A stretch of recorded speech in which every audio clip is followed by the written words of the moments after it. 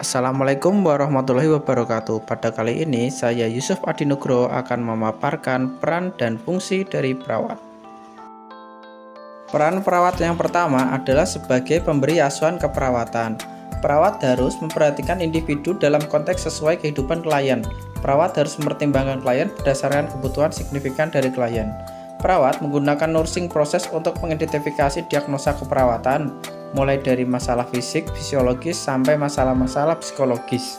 Kemudian peran utamanya adalah memberikan pelayanan keperawatan pada individu, keluarga, kelompok, atau masyarakat sesuai diagnosa masalah yang terjadi, mulai dari masalah yang bersifat sederhana sampai yang kompleks.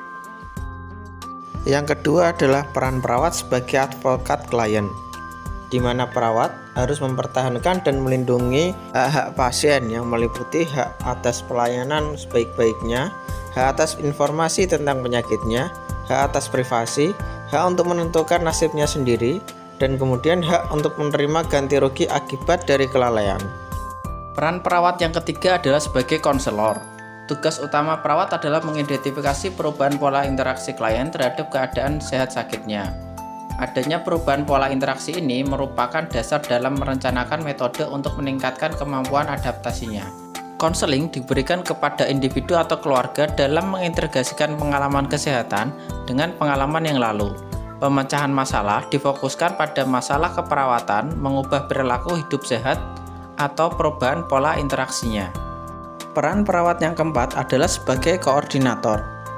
Di sini perawat mengarahkan dan merencanakan serta mengkoordinasi pelayanan kesehatan dari tim kesehatan, sehingga memberikan asuhan keperawatan dapat terarah sesuai dengan kebutuhan dari pasien.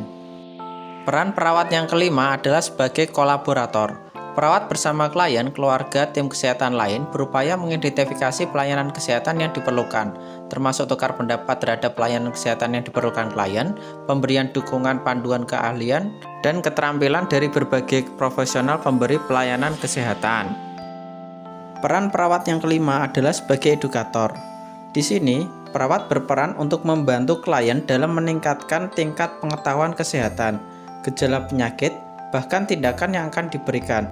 Hal ini bertujuan agar terjadi perubahan perilaku dari klien sesudah dilakukan pendidikan kesehatan. Peran perawat yang keenam adalah sebagai peneliti. Di sini perawat berperan mengadakan perencanaan, kerjasama, perubahan sistematis dan terarah sesuai dengan metode pemberian pelayanan keperawatan. Fungsi perawat. Fungsi perawat meliputi 3 hal. Yang pertama fungsi independen, kedua fungsi dependen, dan ketiga fungsi interdependen. Fungsi independen. Dalam fungsi ini, tindakan perawat tidak memerlukan perintah dokter. Tindakan perawat bersifat mandiri berdasarkan pada ilmu keperawatan. Perawat bertanggung jawab terhadap akibat yang timbul dari tindakan yang diambil. Contohnya seperti perawat pada waktu melakukan pengkajian ke pasien. Kemudian fungsi dependen.